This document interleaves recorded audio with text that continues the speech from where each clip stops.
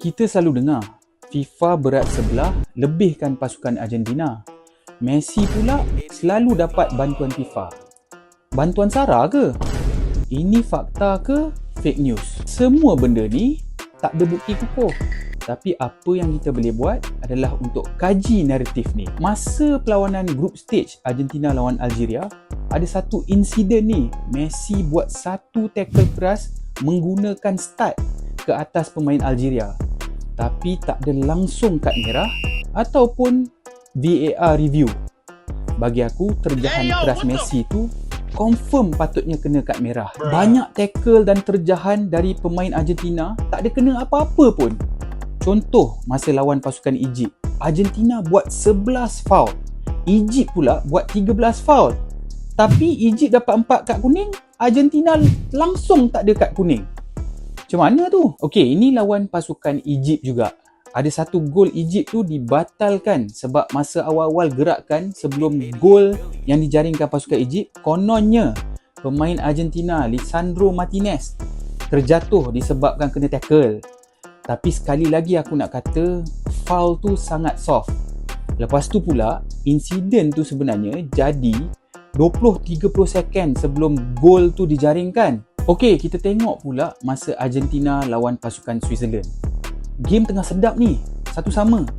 Lepas tu, out of the blue, tiba-tiba pemain Switzerland Embolo kena send off. Sebab apa? Sebab dia diving lepas referee tengok review VAR. Adakah benda ni benda pelik? Kenapa kena bagi second yellow?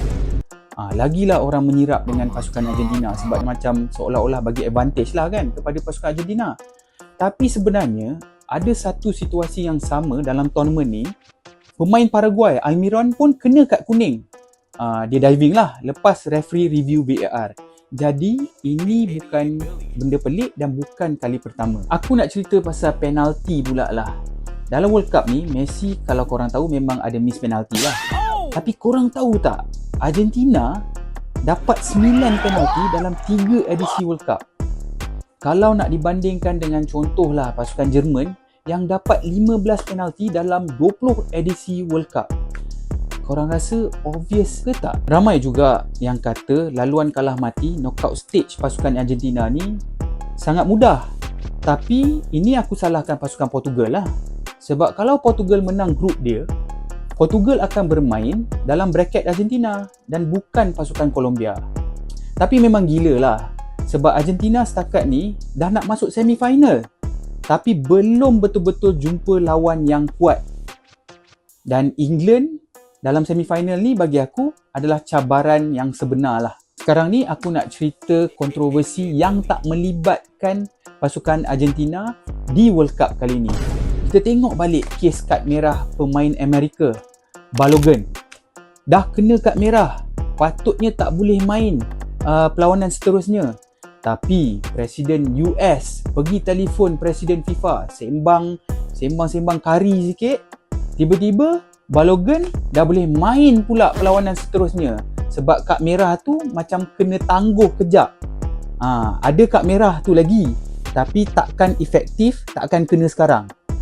Macam tu pula. Korang tengok sendirilah macam mana FIFA layan pasukan macam Iran. Iran kena duduk Mexico tapi bermain bola dekat Amerika. Travel punya jauh, nak recovery pun tak sempat. Bagi akulah kan, sebenarnya FIFA ni dia buat semua keputusan selama ni sebab kuasa dan pengaruh. Bukan setakat untuk pasukan Argentina lah. Tapi ini naratif lah yang kita sedang cakap ni. FIFA sekarang ni dia akan dengar cakap US. Dia akan dengar cakap Presiden Donald Trump sebagai tuan rumah, sebagai kuasa besar.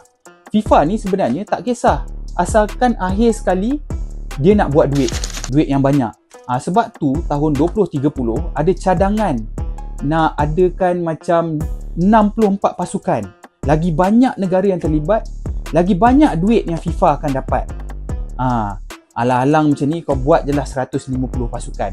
Senang sikit Malaysia nak layak. Bayangkan pula kalau Messi tak pergi jauh. Rugi juga. Sebab orang nak tengok Messi macam orang nak tengok Ronaldo. Nilai komersial akan jatuh, sponsorship akan kurang, dan benda-benda yang melibatkan duit pula semua juga akan berkurang. Tapi ini yang paling latest pasal pasukan Argentina lah. Ada report setakat ni tuduhan lah dari seorang wartawan ni, dia kata Argentina dapat duit sebanyak 300 juta euro masa menang World Cup tahun 2022. Dan katanya FIFA sendiri masukkan duit 42 juta euro dari 300 juta euro yang Argentina dapat tu ke satu company yang tak ada kaitan langsung dengan bola sepak. Ini skandal yang besar lah. Jadi, lepas korang dah dengar aku membebel pasal semua benda ni, apa kesimpulan yang korang boleh buat? Adakah korang rasa FIFA ni memang bias ke Argentina? Ataupun kebetulan je sebab FIFA ni memang dah macam dodgy sikit? Atau bukan sikit lah, dodgy banyak. Yang pasti, ini fakta lah. Argentina memang dapat laluan mudah ke semifinal dan dapat beberapa decision referee yang memihak kepada mereka. Ni korang fikirlah sendiri. Korang dah jawab kan 3 soalan yang aku dah bagi sebelum ni. Dan takkan korang tak nak menang hadiah jersey World Cup kan? Dan ini adalah soalan minggu keempat, episod yang keempat lah. Alang-alang kita dah sembang pasal pasukan Argentina, soalan pun ada kaitan dengan pasukan Argentina. Soalannya, bila kali terakhir Argentina bertemu England dalam kejohanan World Cup dan berapa skor ketika itu? Bermaksud sebelum semifinal yang nak lawan Argentina, nak lawan England ni, bila kali terakhir Argentina bertemu England dalam kejohanan World Cup dan berapa skor? Kumpul semua jawapan sehingga minggu yang kelima, episod yang kelima, which is next week lah. Dan lepas tu korang memang akan ada peluang untuk menang hadiah eksklusif daripada kita orang. Aku ucapkan good luck dan selamat mencuba.